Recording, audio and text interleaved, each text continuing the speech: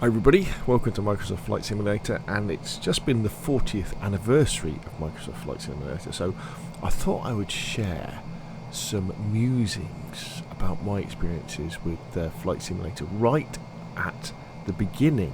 So this is Flight Simulator 2020 on my Xbox Series S, and rather amazingly we are sitting here in a F-35 fighter jet and we're sitting on the Chicago airfield that was around in the first flight simulator I played on, which was Flight Simulator II back on the Apple II, made by Bruce Atwick, that looked like this. And this was Sublogics Flight Simulator, and Sublogic got bought by Microsoft, and that became the Microsoft Flight Simulator. So originally I thought it was Microsoft Flight Simulator 2 I played on the Apple II, but it wasn't. It must have been this one. And then let's come out of that. Sorry. And then Bruce, who created Sublogic and Flight Simulator 2, then sold it all and went to work for. I don't know if he went to work for Microsoft, but that became Flight Simulator. So just take a look at these graphics. So this was running on, in my case, an Apple II computer with 48K with a 16K extension card, and this is that Chicago field. So if we switch back to this view, that tall building on the left, that is that building that we're seeing kind of there, and you could fly around in a little Cessna. And there was these little wireframe buildings, only one though, that you would normally have in a city. But if you went to New York, rather sadly, the only buildings there, I think, was the World Trade Center with the two buildings. You could try and fly in between them, and it would work at about 5 frames a second. And I think there was a dogfighting game in it as well. But let's switch back to this Microsoft Flight Simulator, and let's fire up the F-35.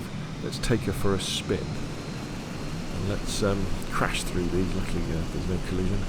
Look at this beauty.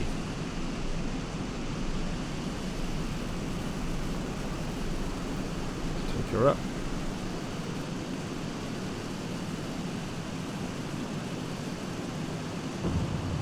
Go to the landing wheels. There is Chicago below us, rendering in. My internet connection isn't particularly great, so often it takes a little while for the details to render in. But look, could you have imagined back in 1982, as we go into the clouds, being able to do something like this? Remember, this is on an Xbox Series S console, £250. Probably significant. That's probably cheaper than an Apple II was back in the early 1980s. However, the story is more than the fact that it was on an Apple II. So why was I, as a British person, playing on an American computer and not on something like a BBC Micro or something like a Spectrum? The reason for that is because my dad was in the Navy, the Royal Navy, and we went out to Hong Kong in 1982. And Hong Kong had a thriving, shall we say, market and production of copies of Apple and I guess Microsoft PCs as well. And so you wouldn't go and buy a proper Apple II because they were horrendously expensive, but you would go and buy an Apple II clone. And so we had this Apple II clone, and then you could go and buy the cards for it, and it looked like an Apple II, it was just in a different case. A similar case to the Apple II, but slightly different, wrong colour. But they would have things like, they would have a number pad on the side, which I don't think the proper Apple IIs had. And you could buy the 16K memory card. You would buy the TV card, so you could plug it into the TV. We had a green monitor. You could buy the SAM, the audio card. You could buy a CPM card, so you could do word processing, because it only had 40 characters, I think, on the screen. So if you put the CPM card in, you would then get 80 characters on the screen to do proper word processing. But the best thing was software. So the computers were knocked off, But I remember this must have been about 1983. I would finish, so I would have been about 11 years old. So you would I would wander out of our where we lived in this block of flats, kind of in the middle of Hong Kong, and I would wander across the road to these like little shopping centres. And I remember the shopping centre used to go to. You go to the first floor or the second floor, I guess, if you're American, and there would be all these shops that would sell. I guess they would sell hard, but they would also sell software. And you'd look in the window of the little shop. And there would be photos, screenshots, but I guess they were actually 35mm photos of the screenshots of games. And then they would have lists of games, and you would go in, and you could either, from what I remember, you could pay, it was something like $1 Hong Kong dollars if you took your own disc, and they would copy the game to your disc. And that was, I think that was 10p. I could be wrong, but it wasn't very much. Or if you wanted a disc, it was $10, I think, which was about, I seem to remember that was about £1 at the time. And then you would get the disc, and they would copy it onto the disc, and you would take the disc away. In fact, the most expensive thing when it came to the games was always the manuals, because you imagine in those days there was never any sort of on disc manuals, very few instructions, because there wasn't the space.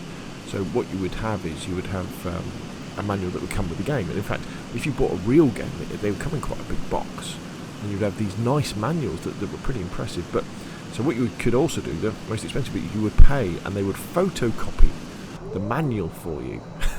So for something like Flight Simulator, that was quite a big manual. But I seem to remember getting the proper, I guess it must have been the Sublogic manual for Flight Simulator, because it was all glossy, and it was very nice.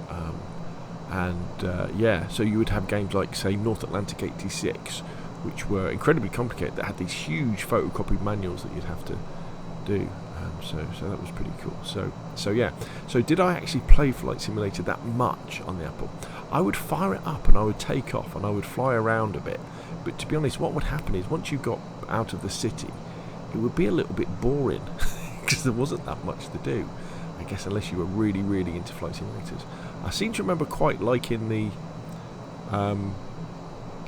World War One simulator thing, where you would fly, but the graphics for the enemy planes, I think they were just like 2D biplanes that didn't really look like biplanes, but that was quite fun. So yeah, so all that time ago, so 40 years ago, playing that, and then to now be able to fly around, the real world. Well, it's not the real world, is it? But a representation of the real world. You can fly over your house in Microsoft Flight Simulator. Now I should say that the F-35 doesn't come with Flight Simulator. You've got to buy this. But you've got things like the Viper, is it the F-16, the Navy jet. You get that's in there. So there's fighters that jet fighters you can fly around with, and you can obviously buy all these extras. And it's just amazing that this is on a console, which now is absolutely, cheaper than an Apple II would have been back, a genuine Apple II, and not like a knocked off one that I played off back in the day. So there we go, my 40 years. I guess it probably wasn't 40 years. We went to Hong Kong in 82, so I probably was playing. It was probably 1983, 1984. When we were playing, or I was playing Flight Simulator 2 on the Apple II. So maybe not quite the 40 years, but near as damn it. Anyway, there we go, there's my musings. Do you have any experiences? Share down below, and of course if you enjoyed the video, hit like. If you want to see more of the same, press subscribe, and I will of course see you again soon.